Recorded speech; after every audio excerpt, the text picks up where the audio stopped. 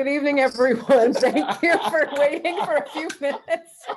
It has been quite the evening. You know what? It's just pretty much like anything that is related to birth. You always have a plan, but the plan is often to just not have a plan because things happen the way the universe plans. It's going to do what it does. That is what it is. Wanting to make sure that our host hit record.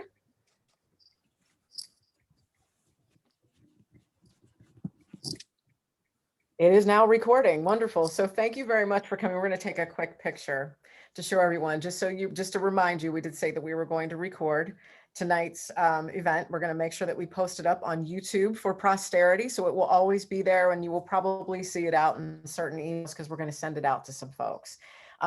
This is day 1, April 11th of Black Maternal Health Week 2021. And we appreciate you being here with us this evening. We thought that one of the best ways to be able to kick this off was really just to be able to have an opportunity to have a conversation with a few of our families, connect a few of our families in here as well, so that you could see one another's faces. Some of you know one another, some of you don't, but all of you share a connected bond in the fact that you have been a ROOTT client.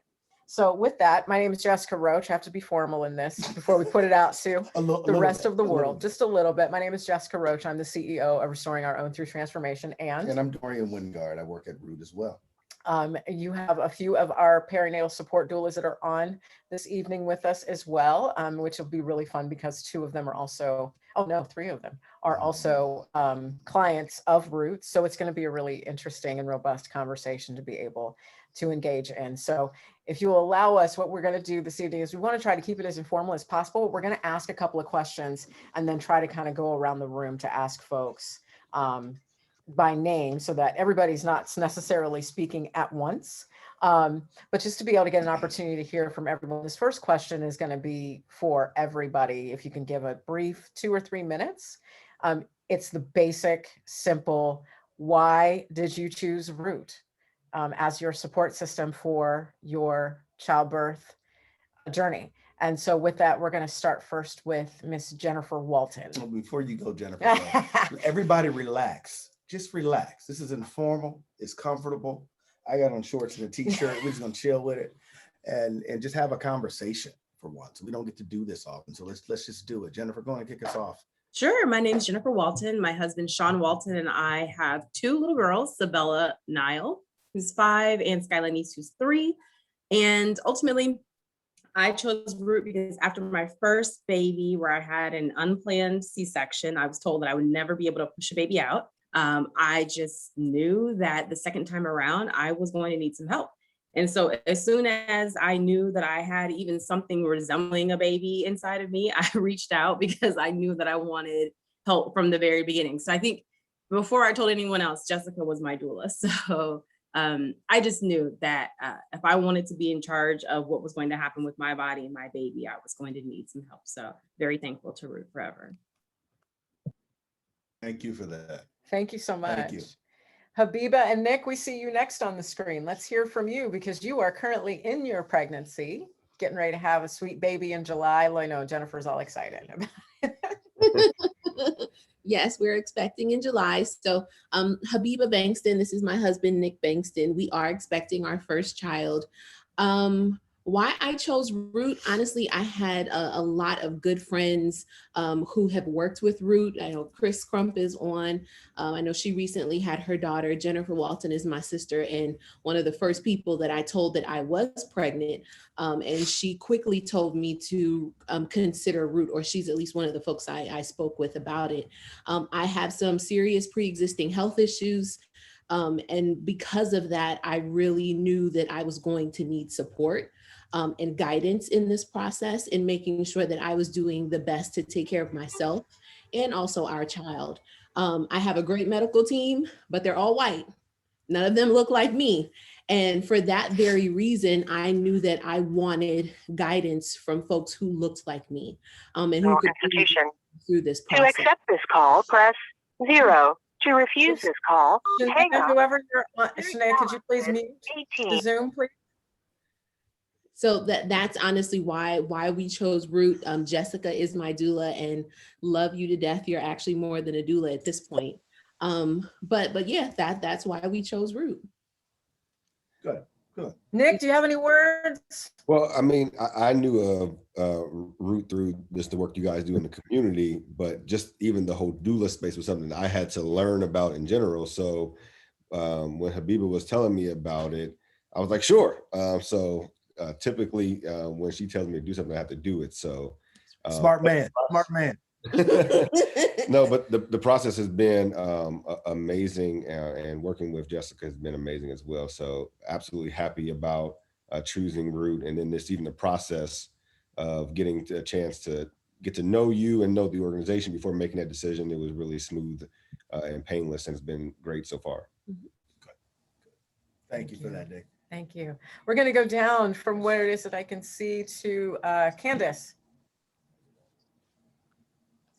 Hey, I'm Candace Aguilike. This is my husband, Kundayo Aguilike. We just had our baby 3 weeks ago, and it's our first as well. And we we chose to go with Root because it's in community. We always see like just doing like organizing work and policy work is where like we met. Well, I met Jessica. So yeah, just like, oh, that's really dope. So whenever we have kids, we go on the Root. So that was always like the idea. And we came to Root for family planning. It wasn't like we wanted to make sure that we knew what was expected, what comes with it, how to get our minds right. If we were ready before we even like went into like preparing for birth. And then, you know, Destiny, who's my doula, she answered the call. And a fun fact, she actually caught our baby. So we had a home birth and it was a beautiful thing. So yeah, just like super thankful for Root. And that's like why we chose to go there. It's like, it's Black and that's like, it's Black, you know what I'm saying? So that was one of the main reasons, like, oh yeah, if there's anybody's gonna care for us, our Black people gonna do it, you know, without a doubt. The fact that we in community with many people who love Root, who support Root, and just seeing what y'all do, you know, we got our village on the call. Hey, Erica, hey, Willie. So just like having people who we've watched that their kids grow up like under Root, the love that y'all showed, it's just a beautiful thing. So it was like, if we can plan it, if we can be intentional about how we want to like be in preparation and bring our child into the world and just like to be cared and loved for, like in a real way, we're gonna go with Root, you know, without a doubt. So that was our thinking. Thank you for that, Candace. What about your husband? He wants everything to say here? Oh, I echo everything Candace said. That's pretty much it. You know what I'm saying? We make a lot of decisions together. And this is one that she was really adamant about, and so was I. And so it was pretty clear, you know what I mean, of what to do, and who we wanted to build a family with, help us build a family with. So, and then just again, like some of the homies are on the call. And so that, you know what I mean, it's more important than anything, is that people that we build with, that we got love for, that we love, that we do, you know, many things for, trust Root, and that speaks itself. So, and I think the last thing is just, again, like it's to push the institution is important for me, right? To think about it, not just for our family, but the entire, like pushing the system, to me also adds like more comfort and validity of like, yeah, this is who we feel safe for, who's in our hands, or we're in their hands. Yeah. Thank you for that. I think I see a trend happening here with smart husbands. Facts. I got 2 more left on the call. Y'all got to carry the ball through the end zone for me, please. So let's go with that. Let's go with Christina. Hi, Chris.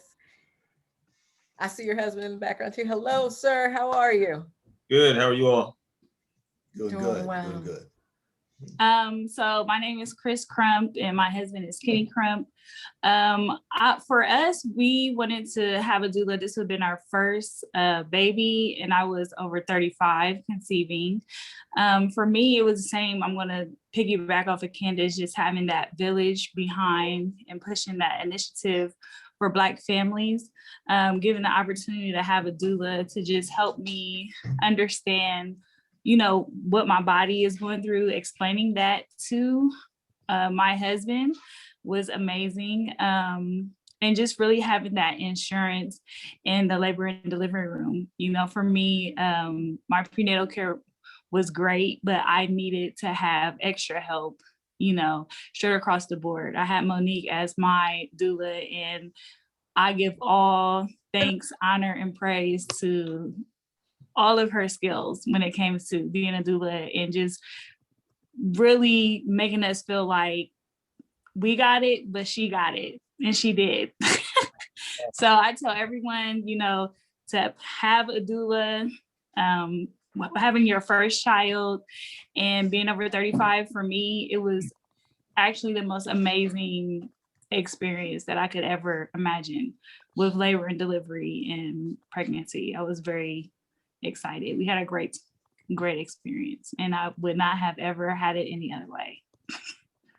Thank you. Great. And I do, Love it. and I Love it. want to just add real quick before Kenny starts talking, I remember when I first had an opportunity to meet with you two.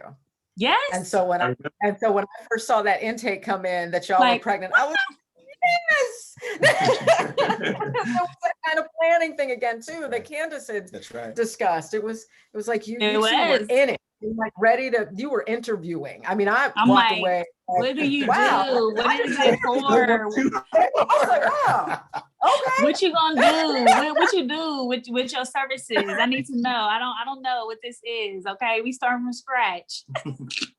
And honestly, Jessica, that's what I was going to bring up. The fact that I remember the first conversation we had with you, and that's really what sold me. I mean, it was so informative, and it just felt like a village. Just in addition to our family. So that's why we chose you all.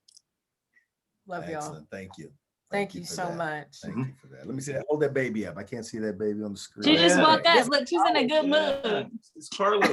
Hi, Carla. All right, here you go. He's like, what's going on here? You went and got the baby.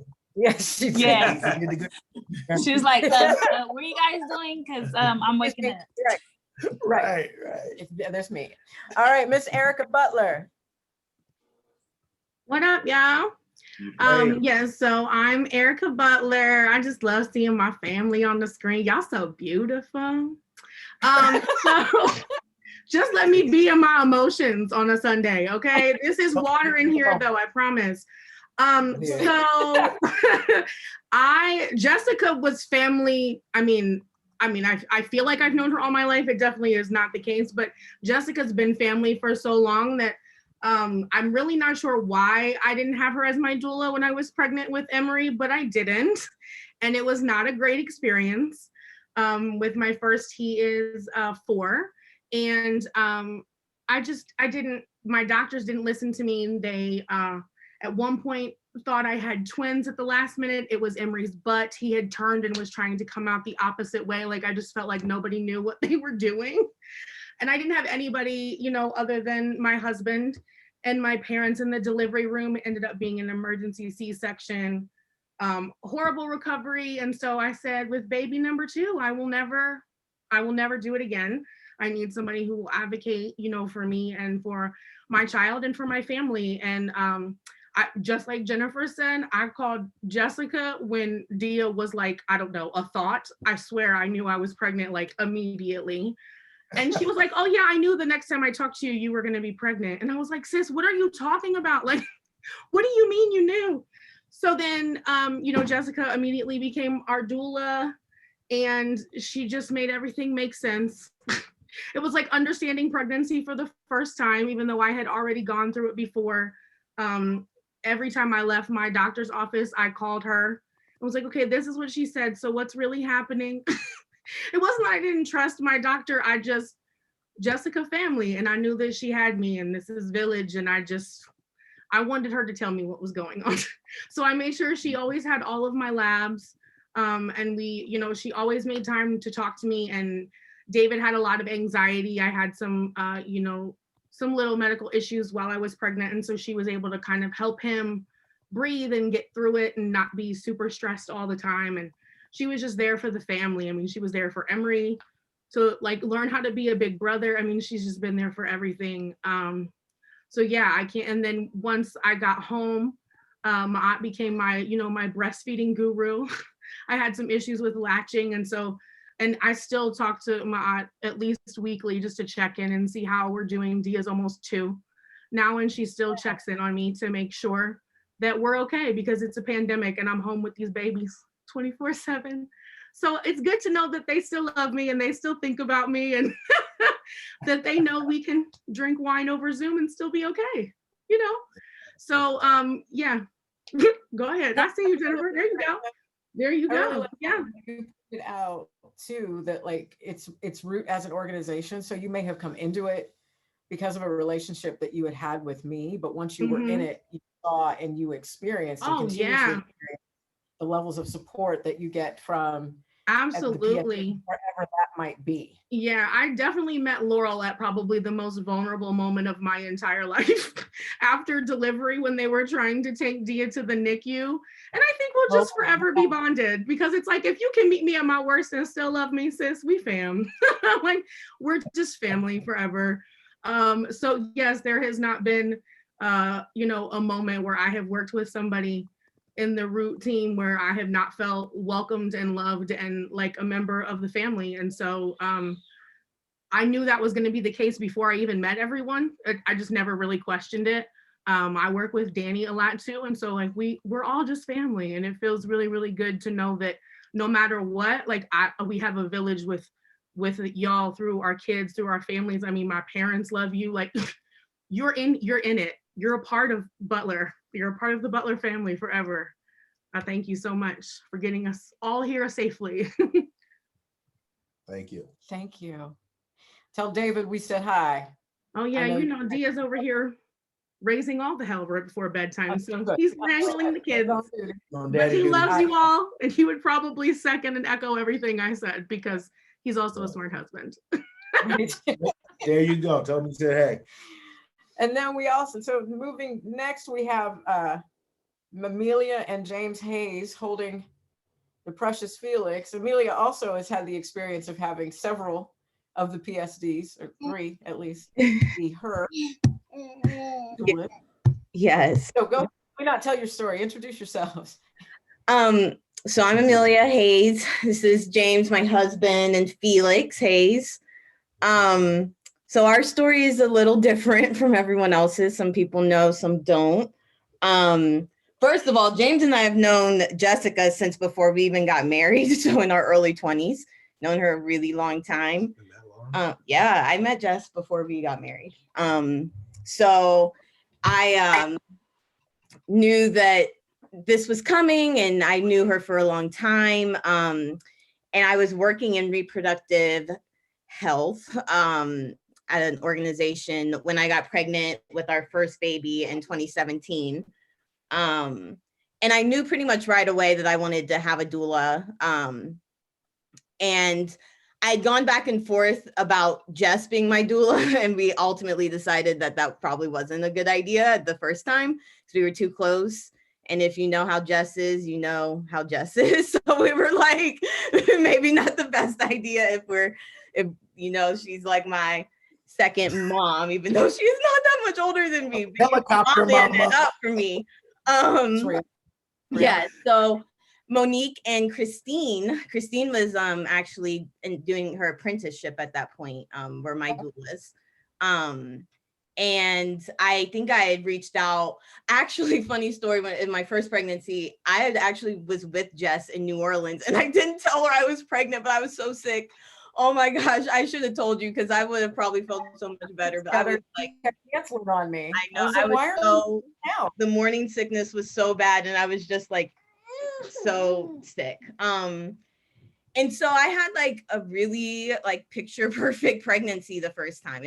There's nothing really wrong.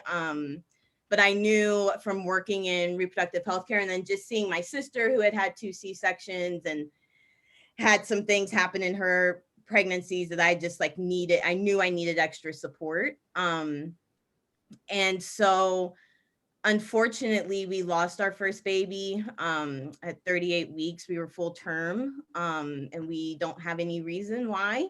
And I don't mean to scare anybody, but this is our story. So it's just an informative thing. Yeah. So, what the first call that we made, and the only person who knew we were even afraid that something was wrong, was Monique. Before we even told our families, we were on the phone with her, and I just kind of stopped feeling movement earlier that night, and just something just didn't feel right. And she encouraged me to go get checked. And unfortunately, our first son, Theo's heart had stopped beating. And we don't have any reason why. But Jessica wasn't even supposed to be there.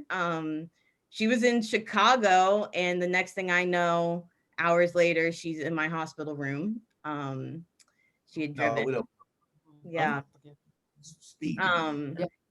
And we had, sorry.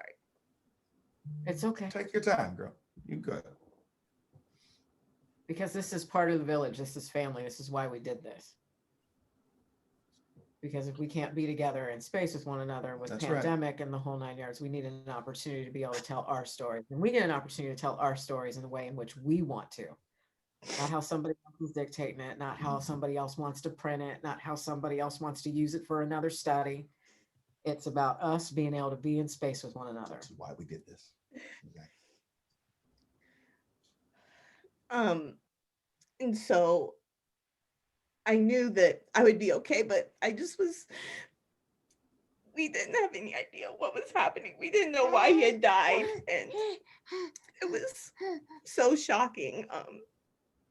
And I decided that I wanted to keep with my birth plan, which I don't even think I would have done had I not had ROOTT, because they were kind of forcing just this expectation that I would want to have a C-section just to kind of, I don't even think it was from a malicious place, even though a lot of other things they did were very intentionally malicious. I feel like this was just actually trying to be like, she is suffering, and we don't have any answers. Let's just get this baby out. But when I talked to Monique, she was like, you can still we can attempt to still have as close to your birth plan as you wanted, which was to go natural if I could. So we kept going and tried to have the baby sort of I was trying, but I just feel like I wasn't there. Like I was like, I cannot do this. I cannot believe this is happening. And so with the encouragement of Jessica, Mo, Christine, and even like one of the sorry. Oh, it's fine. With the encouragement of one of the OBGYNs, who was one of the nice ones, we decided to leave. And I was actually pregnant for a few more days before I ended up giving birth to Theo. So I was pregnant for like 5 extra days, but it was actually like really important for me to be able to do it, or at least attempt to do it the way that I wanted to. And most of that was just because everyone thought I was going to get too tired to continue on trying to have the birth that I wanted. And they were probably right. I mean, I was emotionally exhausted. I really had not slept, and I was physically exhausted. So we took a few days.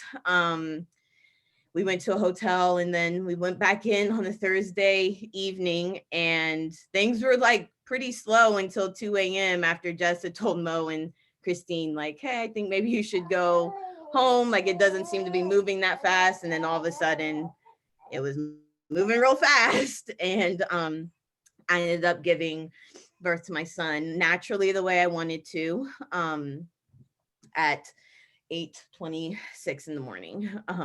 And Jessica and Mo and Christine were able to hold him. And so was our family and some friends.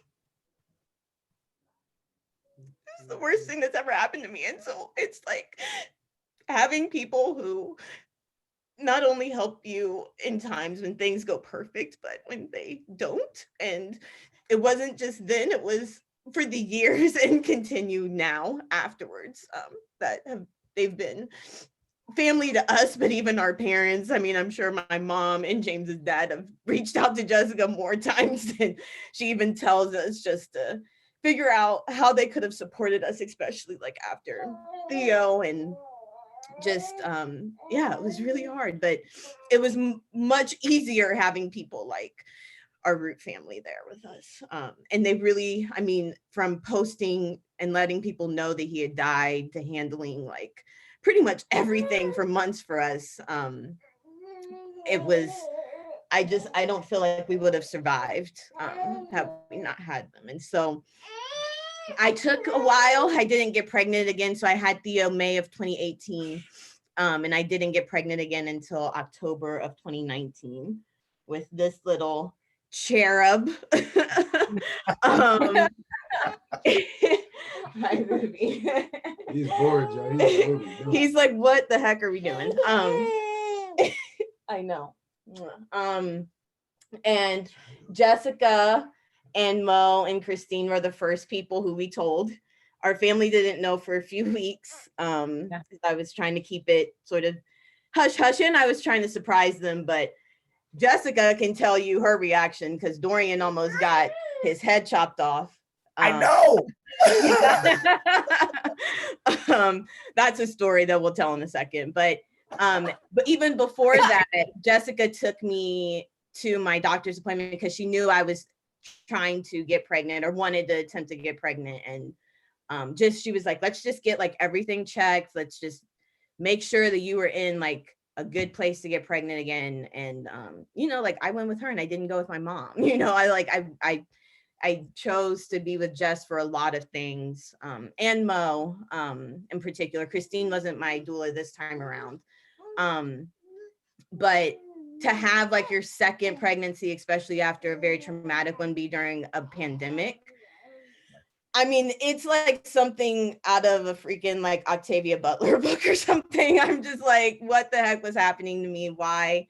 You know, I don't know if I believe everything happens for a reason, but I believe you learn lessons from everything. And I'm like still learning all the lessons from all the things that have happened to us in the past few years. But, you know, even when we were first, like when everything was first happening, like no one was wearing masks and no one had gloves. And it was just like, I felt so much anxiety going to the doctor, going and doing these things. And Jess was like, you know, just walking me through it, her and Mo, and it just changed the trajectory of my second pregnancy, I feel. And for as much anxiety I had, I also like I knew he was going to be okay. Like I knew he was going to get here. As James says, lightning doesn't strike the same place twice. And so we were going to have our baby. And so Jess actually came over like the night before because I had been having Braxton Hicks for like weeks. And I was on my last, like I was I was mad. I was just ready. I was like, and it wasn't just the uncomfortableness. It was like, just nervous. I was just like, this is, you know, I'm waiting forever to have this baby and I just need him to be here. And she came over the night before and was essentially like, you need to relax. When you relax, the baby will come. And we ended up like dancing and watching like trash TV. Pretty sure we watched Claws, which is another inside joke for us. And the next night I was in labor because I actually calmed the F down like she told me to. And so not a bunch of like really interesting stuff happened with him, but I experienced a lot of different things. And he came into the world and he was great. And Jess and Mo really were like there every step of the way. I have pictures. You know, they made sure that we ate and slept. Yeah, it's just for us, it's been just a totally, I can't imagine having any pregnancies without Root, but in particular, like Jess or Mo. So Mo is gonna have to come back for my next pregnancy. Sorry. I don't know if there's much else to add. We feel very grateful and we feel very blessed to have had been with both experiences, even the bad one, because it's such a huge part of our story, but now we get to have this little baby here. Oh, Look at him. Perfect anyway. Look at him. He's like, and He knows. The cancer. My cancer baby. James, what you doing back there, man? You trying to keep up? Man, what the heck? What's going on? Pandemic has been hard, man. I got my. I can see that barber is coming soon.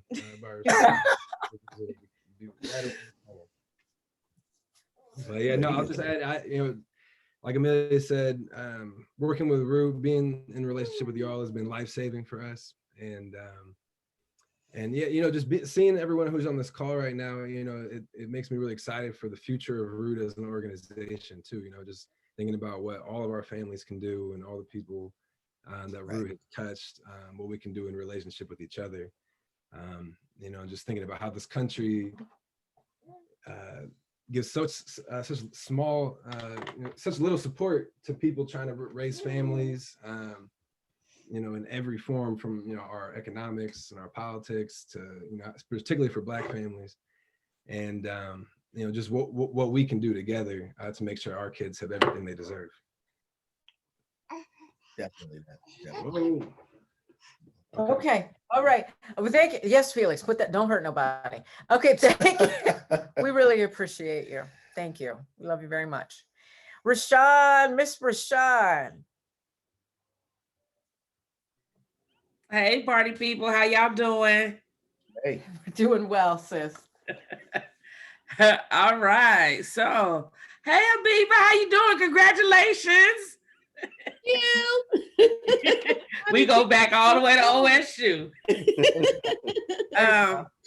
So my story is a little pre-ROOTT and a little unique. So I'm just gonna say ROOTT has helped me out through both of my children. So for people who don't know me and those who do, I have an 8-year-old who I did not biologically give birth to. But through Jessica, I learned basically how to suckle, breastfeed, and do all that with her. So I had that experience, and I always say I had a doula for my first child, even though I did not give birth, because Jessica came over, she would check her out, she would weigh her, she would give me all these pointers about breastfeeding. This was before ROOTT even came all the way full circle, but it was coming because Jessica has always been delivering babies and all that. She's just been doing that forever. So that was my very first experience. I am a geriatric mom. That's what they call me. I thought that was funny. But I'm a geriatric mother. And with being a geriatric mother, I had some difficulties just getting pregnant. So I have the other part of my story is that I had to have IVF to conceive. With that, I would call Jessica like, I need a doula. I'm finally pregnant. I'm doing this. But I had Maya, who already was a good friend as well. And Maya just, she checked on me. She was a great doula. I had to experience a lot of hormones that pregnant people would experience throughout the first 3 or 4 months. I had to kind of experience that in like 2 weeks. So having my yacht there was really great. I still end up having some difficulties with my pregnancy. So I did end up having a micro preemie. That means that she was under 30 weeks. So she was born in 24 weeks, 4 days at 1 pound, 5 ounces. Right now she is she's 21 months. So she's doing great. She's running around, she's talking, she is a spitfire. So, it was really great, but my yacht was there for me through it all. Like she called me because most of my pregnancy I was on bed rest. So if I wasn't in high risk, then I was at home in the bed with my feet up, not being able to move or go anywhere. But Maya, she double checked on me. She she double checked on me. She was there for me in the hospital.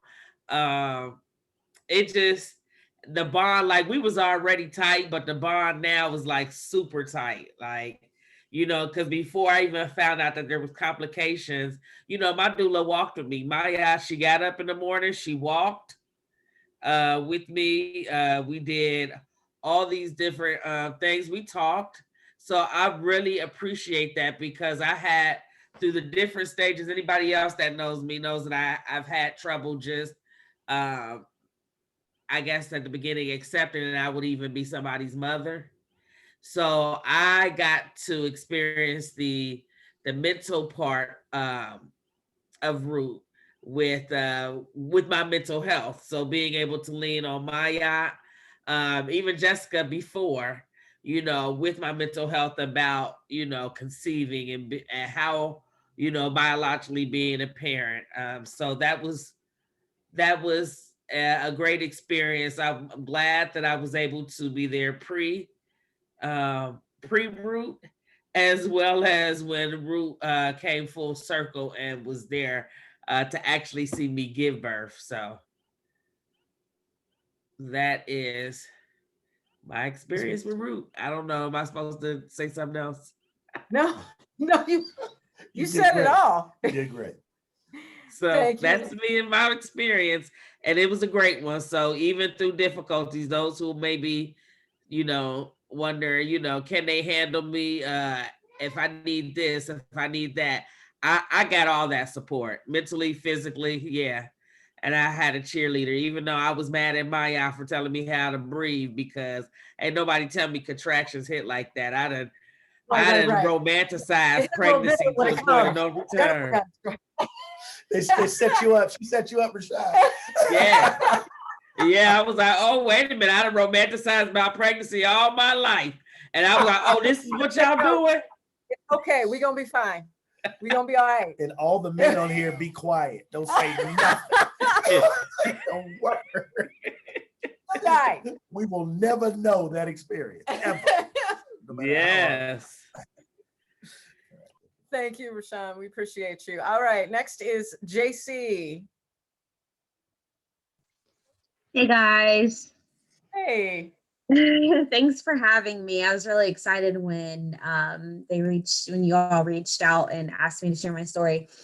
I didn't know anything about ROOTT prior to searching for something Black and something helpful for pregnant moms and Black maternal health. I was already pregnant, and I think I started searching because I had an experience with my OBGYN. I was going to a doctor in Gahanna, and my prior OBGYN, which was really awesome, she had retired. And so I was like grandfathered in with another OBGYN, and I didn't really like him, but it was like, you know what, I don't really want to make a fuss. I want things to be as smooth as possible.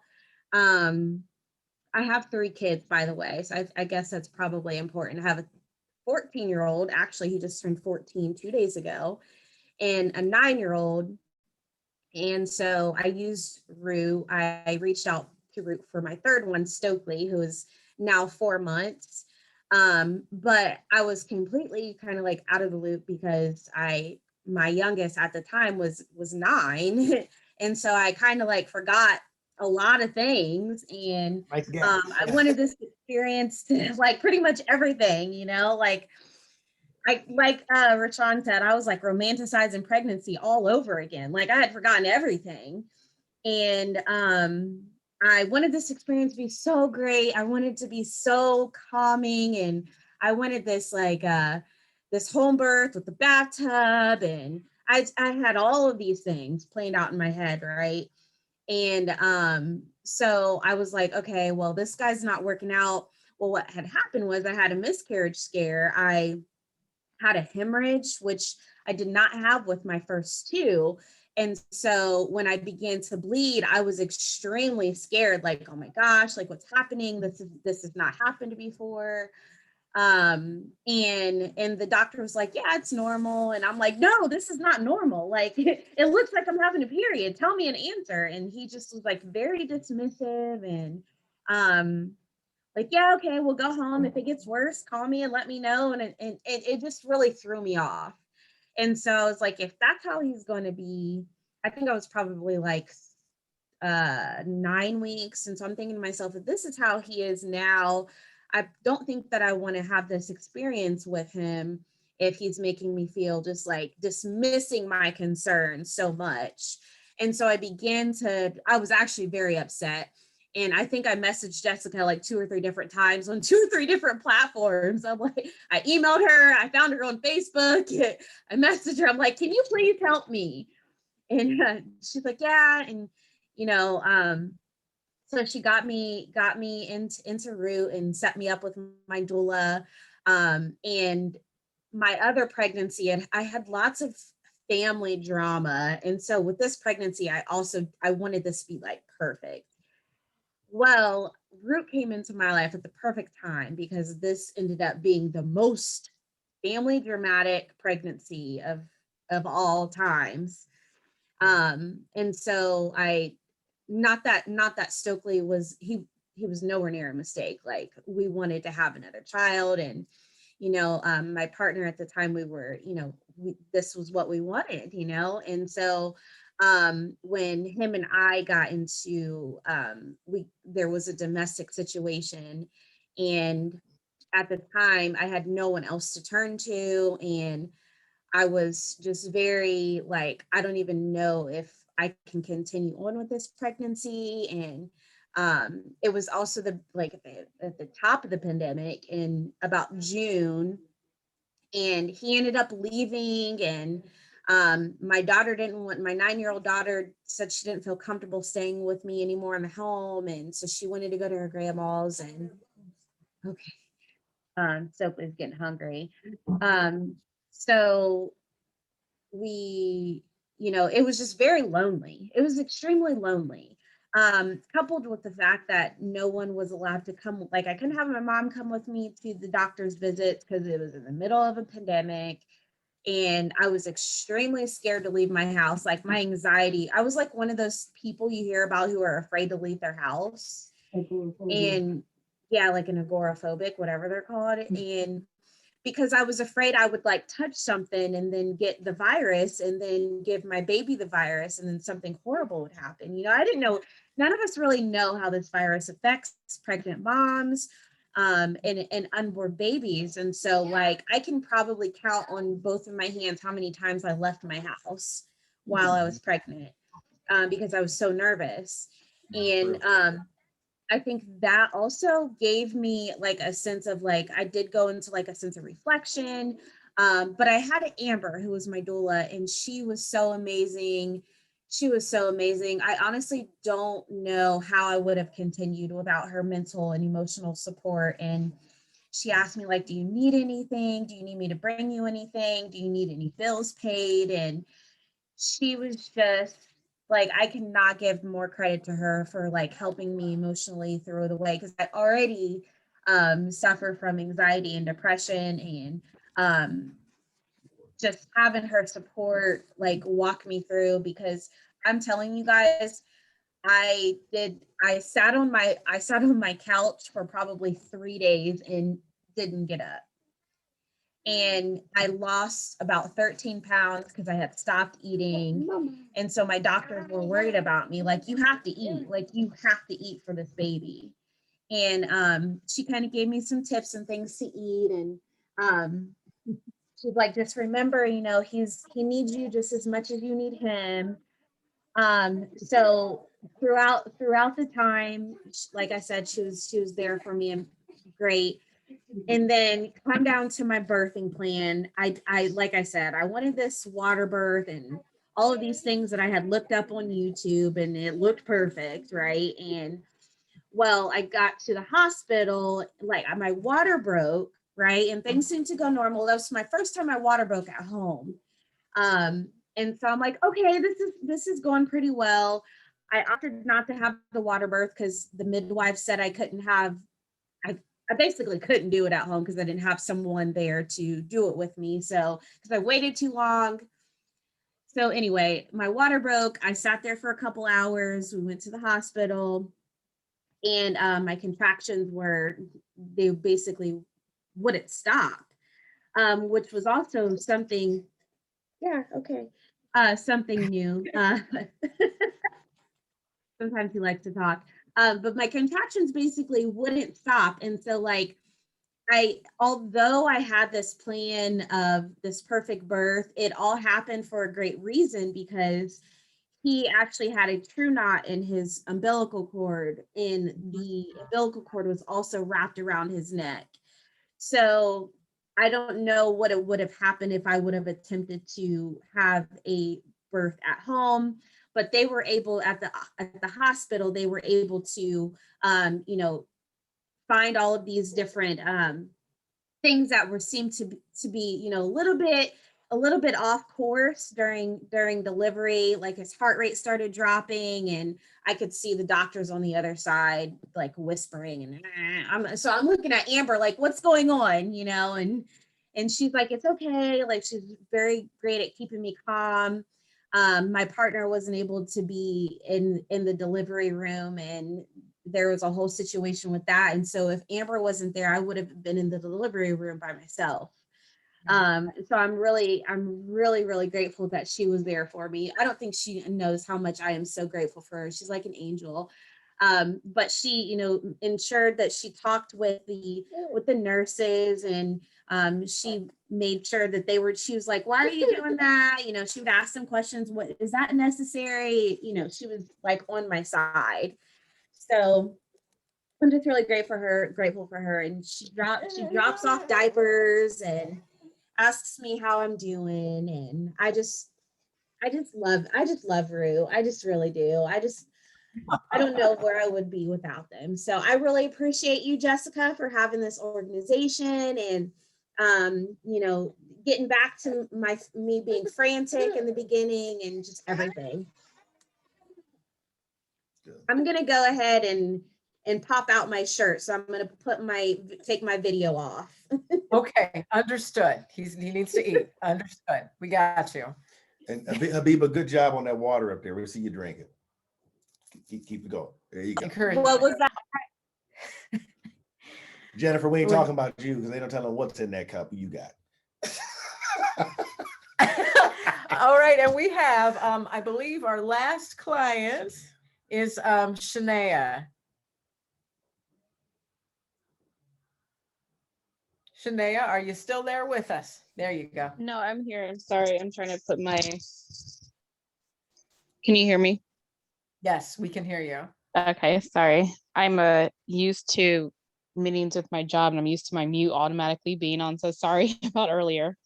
Okay. I've actually had 2 births with ROOTT. My first birth, I was supposed to, well, I've had 8 babies. So my first birth with ROOTT, I was actually going to go to my original OB that I've been going to for years. Just a little backstory, our second child had passed from SIDS. And so we were, she was our first baby with that particular OB practice, and we were really happy with it. Everything had gone smoothly. And then I got to baby number, 6.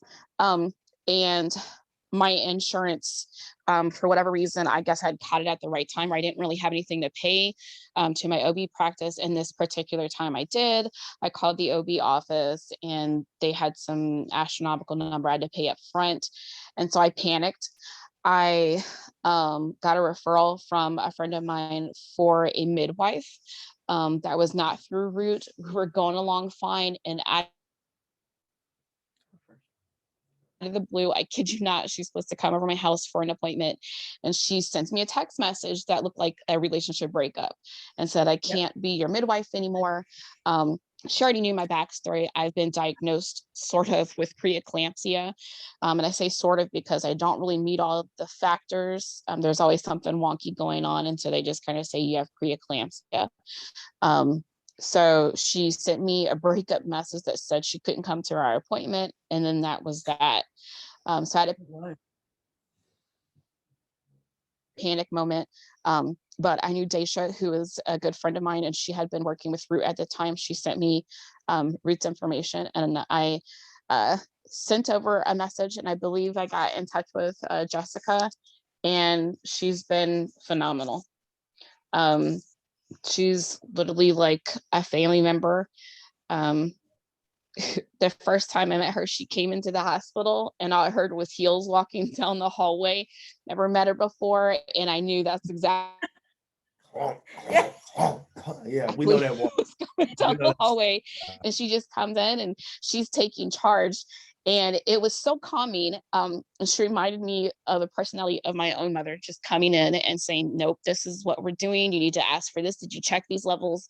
You know, and of course the nurses and the physicians in there just kind of looking like, who are you? And who are you to be telling us what to do? The birth, I would say, was it was very surprising. I had a bad reaction to my epidural that time. And Jessica was right there. My blood pressure started to bottom out, and she was the one that actually caught it. The nurses and the doctors didn't catch it at all. And I just remember that like sinking feeling, and she was just looking at me, you know, saying, you know, stay here, stay with me, talking to me. And she got us through it. I know my husband was really afraid. At the time, he didn't quite understand how bad it was, because even though Jessica was very direct in what she was saying to give them cues, like, you guys need to be paying attention, you know, something's not right, she was still very calm. And I think that takes a very special presence to be able to have both of those. So I'm forever thankful for that birth. We did plan on waiting a couple of years before we got pregnant, but surprise, baby number 8 came along. And that was during the pandemic. And just like our previous speaker, I had a domestic violence issue with my family during the pregnancy, and I was not prepared for it, to say the least. I was really upset.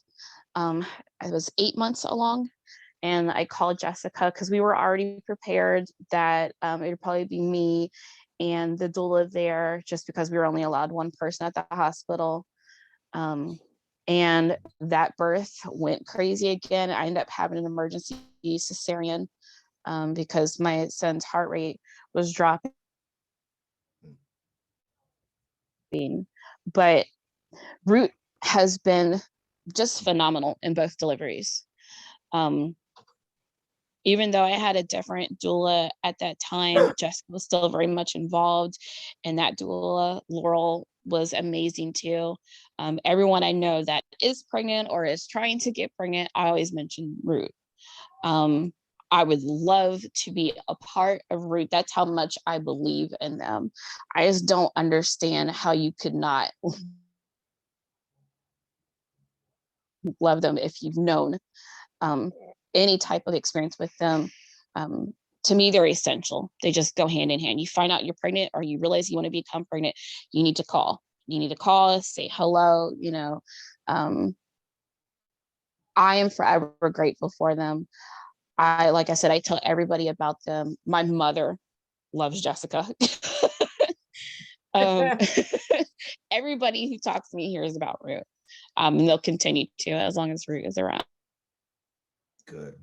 Thank you for that. Thank you. And actually, to follow up with that, I just want everybody to know on this call, I am going to call you out a little bit, Shanae. One of Shanae's goals has always been to become a midwife herself. So she is currently in school for nursing and is doing a great job. And we're really, really proud of the work that she is doing and the work that she's doing with her children. And we sincerely hope that through her getting her degree, we're going to keep her here in the community, because we need Black midwives, so period. No brain drain. You got to stay here. You know, yep, absolutely. So we're getting up close on time, but we have one more question we want to field. for the group. One of the reasons why we opted to do this was because we've been getting so many inquiries, so many invitations or requests to provide lists of families or have families that may want to respond to an invitation from state level stakeholders, federal level stakeholders, those kinds of folks who are interested in this work at this point. But what we did not want to do, what we weren't going to do, was allow any of this community, any of these experiences, any of this love to be exploited in a way that would be disrespectful to you all.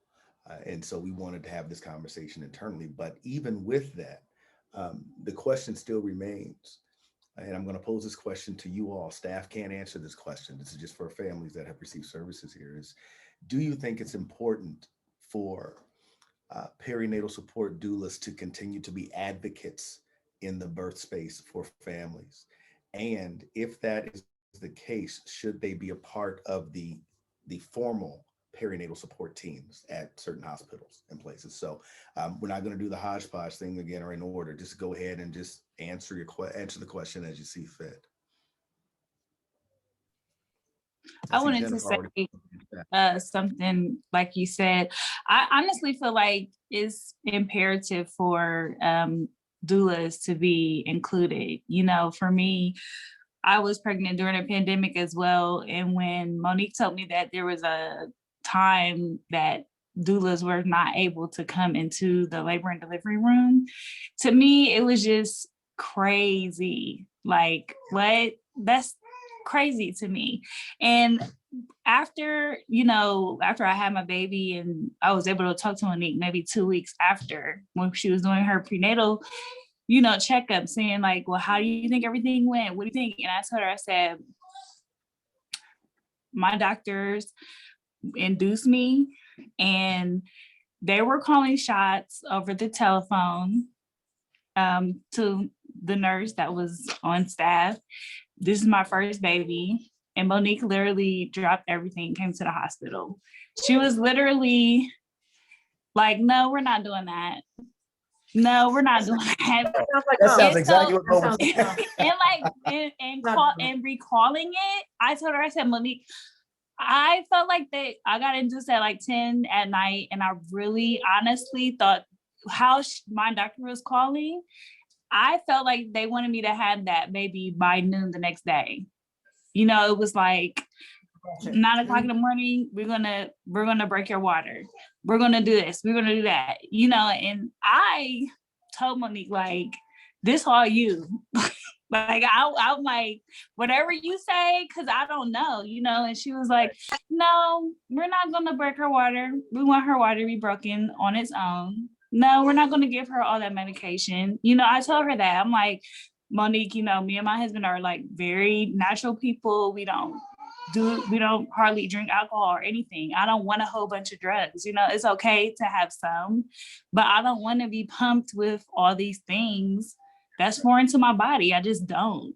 And to me, I feel like doulas, they do not, for as much work as she did, I feel like she needed to be a part of the medical birthing team, period. They should have never said that, oh, due to the pandemic, doulas can't be here, and I'm like, what? Like, I was like literally devastated because I got pregnant in March. So it was the beginning. Right. And she was like, Chris, we don't know by December, let's just do everything. Like, I'm going to be there, and when the December comes, I'm probably going to be there. We're just going to wait. But I couldn't imagine not having her a part of it. My nurses were amazing, but it was an all white nursing staff. They were amazing. It was no Black nurses. And I was looking at Monique and I told her, I said, I could not have had this birth how it went without her. I just don't think it would have been that smooth on my body, on my family. I just didn't. It was crazy. So for me, I feel like I don't see how doulas cannot be included in the medical staff for, labor and delivery.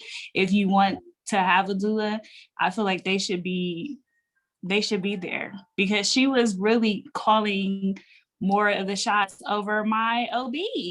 And I have been with my OB for 12 years. I just met Monique a year ago.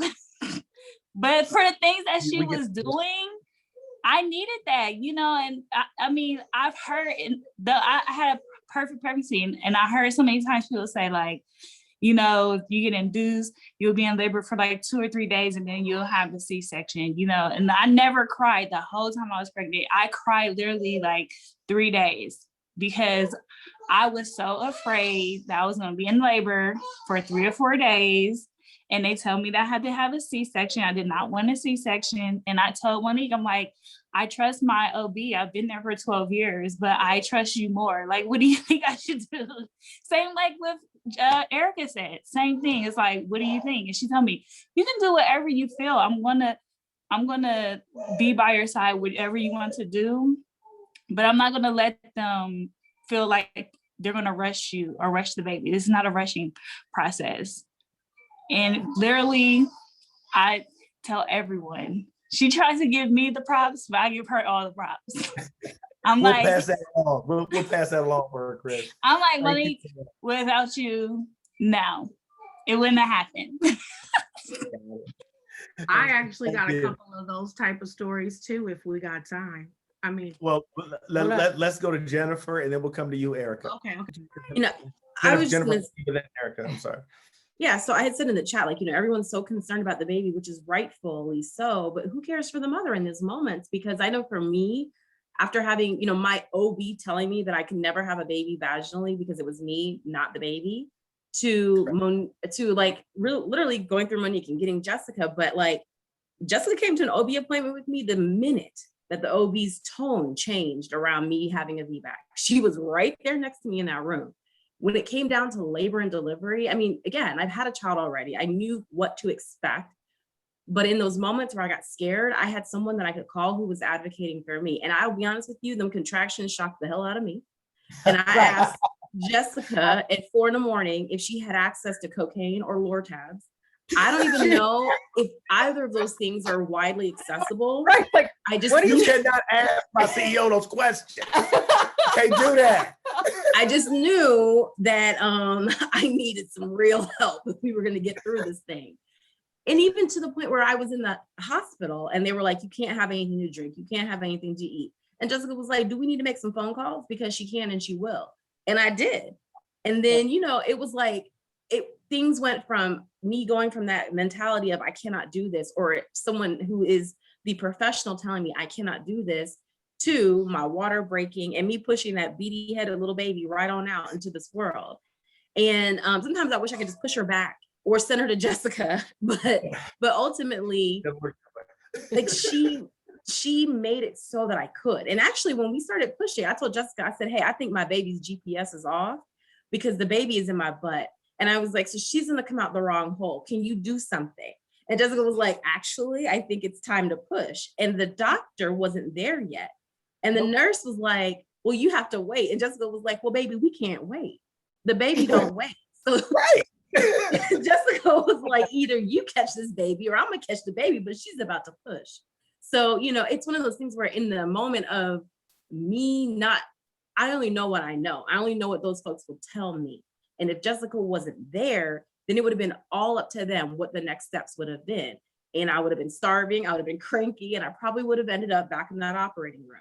But I did what they told me I couldn't do because I had someone who believed in me and was focused on me. And again, if anyone would like Skyla or Sabella, they're up for grabs. Now you're done. Oh my God, that red cup got it twisted over there. Nick. So I'm actually glad you asked this question, Dorian, and it was interesting because me and Jessica were talking about the same thing when at our last visit. But absolutely, that's no question that they should be part of the medical team. Mm-hmm. Now, what I would advocate for is that they still remain separate from the hospital system. Reason being is that they're able to then better advocate. Mm-hmm. Like, let's be clear here. I think doctors and medical profession are great folks, but it has become big business. Mm-hmm. And unfortunately, that's what is reflected, right? And so being able to be separate and be a nonprofit that has the credibility and the people to be able to advocate for you from a really a third party, I'm just here for the health of mom and baby standpoint. I'm not here for the insurance company. I'm not here for the medical system. I'm here for you. It's so critically important. But I think it needs to go a step further, and that needs to be covered by insurance. We're talking about policy, and how is that something that goes forward? It needs to be covered, period, point blank, because the delivery and childbirth is not just about access to healthcare. It's not just about the ABCs of safe sleep. It's a whole bunch of other things that has to happen. And we haven't gotten to the place of childbirth yet, but I think about the night that, we had a great staycation that we were doing, and Habiba had a really scared, right? And in that moment, it wasn't the doctor at OSU that she called or had access to, it was ROOTT, and it was Jessica, right? And so that's really critically important, because in between those 2-week appointments or that month appointment that you go see your doctor for 15 minutes or see the ultrasound, there's so much that happens in between that time that in a split second could be the death or life of a child and or a mother. So for me, it's critically important that they're a part of the team, but I think that it's also important that they are respected as a separate part of the medical system, and understand that they bring some value to the table and that they're properly compensated. I'm gonna get off my policy course and I'll live. What he said. But yes, tell the governor, tell whomever else is needed. You're absolutely right, though, Nick. I mean, in the perspective that we're coming from with it is maintaining that separation.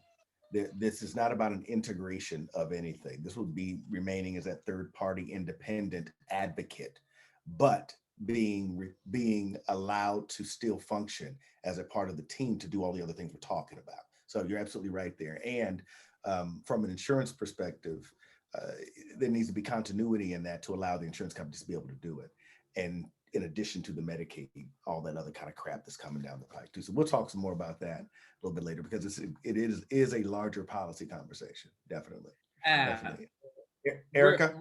Wait, they paying people if y'all become CHWs, and there's a free class that'll be going down in fall. So Jessica, if you want some of your midwives, I know everybody putting their stuff into the hub and they getting paid, but that is another way, and they are taking it through insurance, just as long as they have those certificates behind their name. But anyway, I wanted to say that answer to the question as well. I do think doulas are needed. I felt like I had a really good rap on it, but I needed that extra support.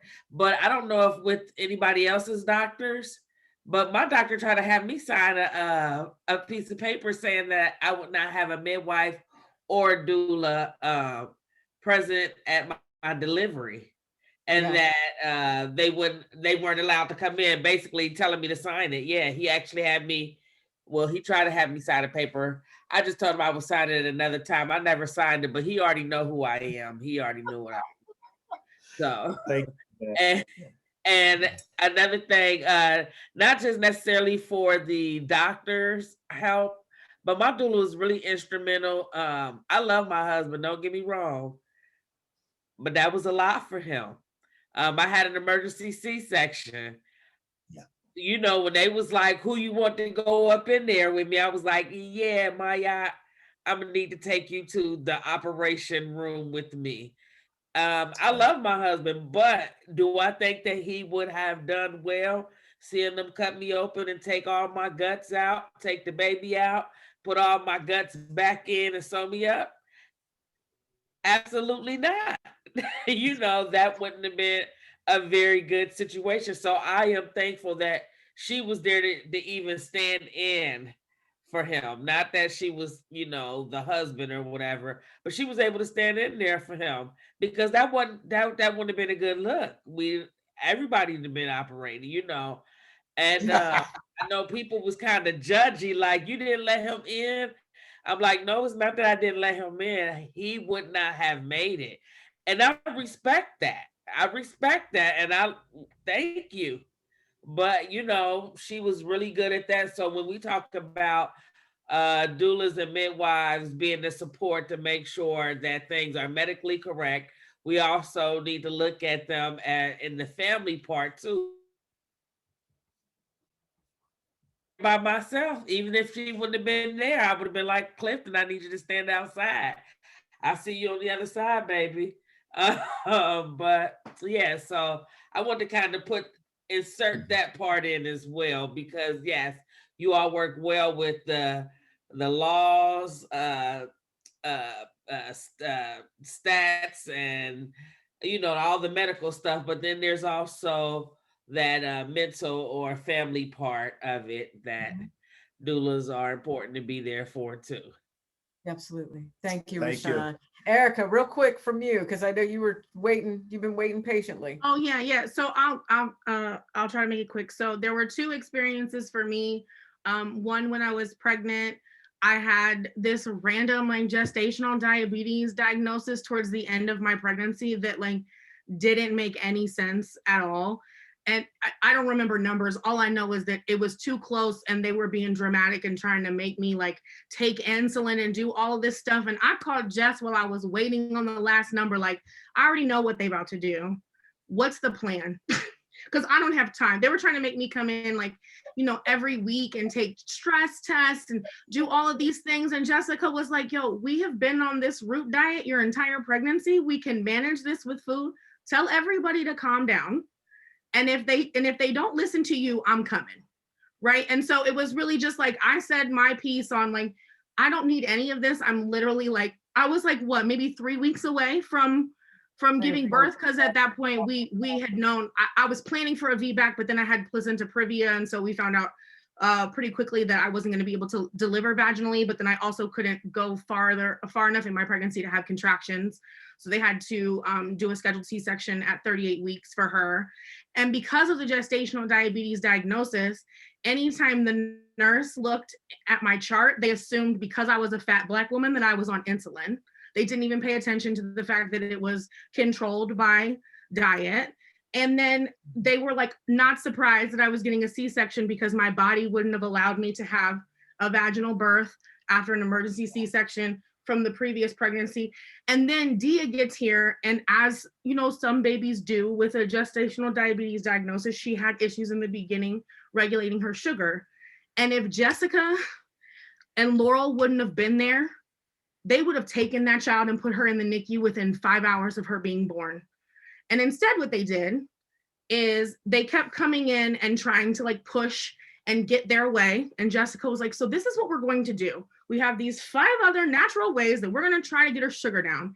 If you leave her alone and let her nurse for a minute, I'm sure it'll regulate. Leave us alone. Get out the room, in the most diplomatic way, of course. I'm sitting here looking at Jessica get them, because I don't have the patience for none of this, and they all gonna get hurt feelings. Get them out my face. And so then they waited until Jessica needed sleep and nourishment and went home at 2 a.m.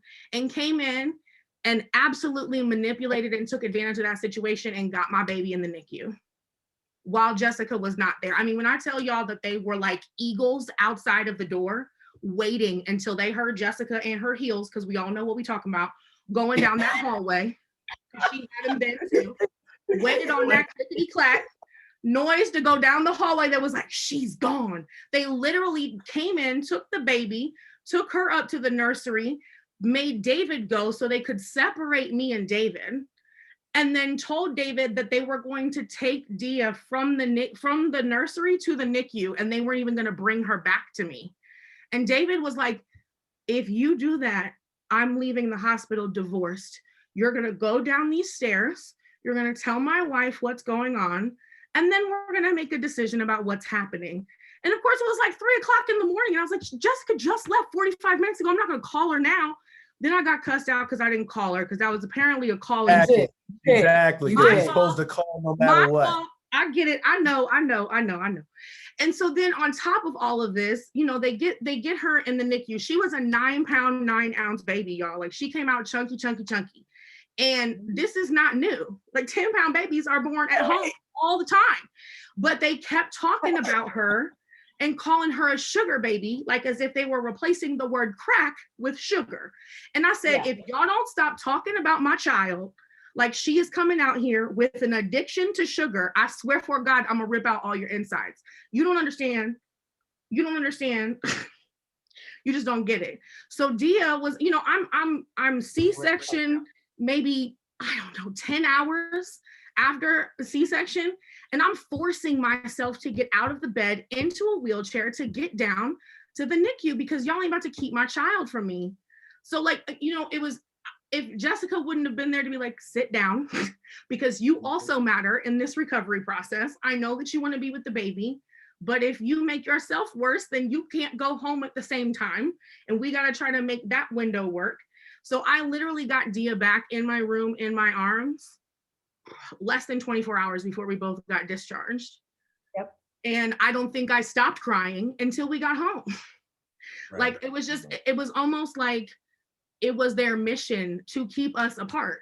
And what they don't understand is that I make milk for all the babies. So my milk was coming regardless. And I'm sending down these needles full of stuff to give her breast milk. And they're like, oh my gosh, look at all of this.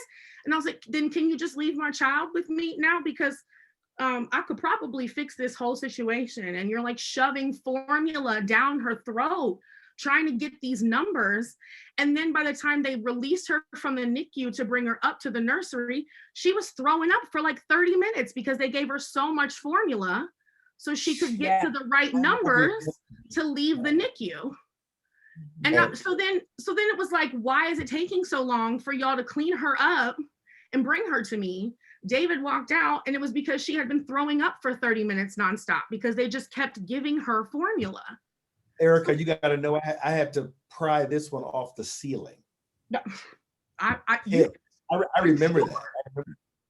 Those heels had a different clickety clack that day, for sure. Down that yes, but Erica, you probably had on gym shoes. Stern on that day. Hey man, we were all emotional. Nobody was sleeping. We got stuck in this crappy ass room that had no room for anybody. You know, it was just, anyway. So, but I said all this to say that if Jessica and Laurel wouldn't have been there to keep everything, the way that they handled everything was like so smooth and so diplomatic. And the only reason that I got the time with Dia that I did before they took her to the NICU was because they fought for me. I would have never known to do that for myself. So thank you.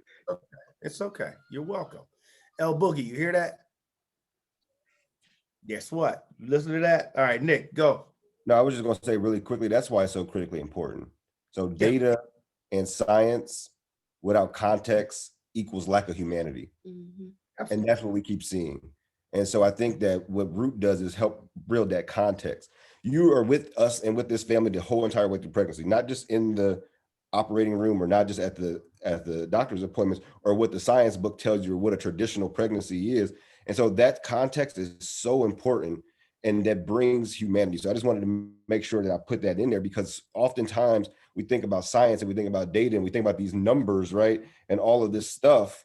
And we forget that before that, Big Mama and them been having babies and stuff healthy and back before any all this stuff was real. So there's some science there as well, right? And so I think that the bigger point about this is really a respect of Black lives in medicine and respecting us as patients is what you all are doing.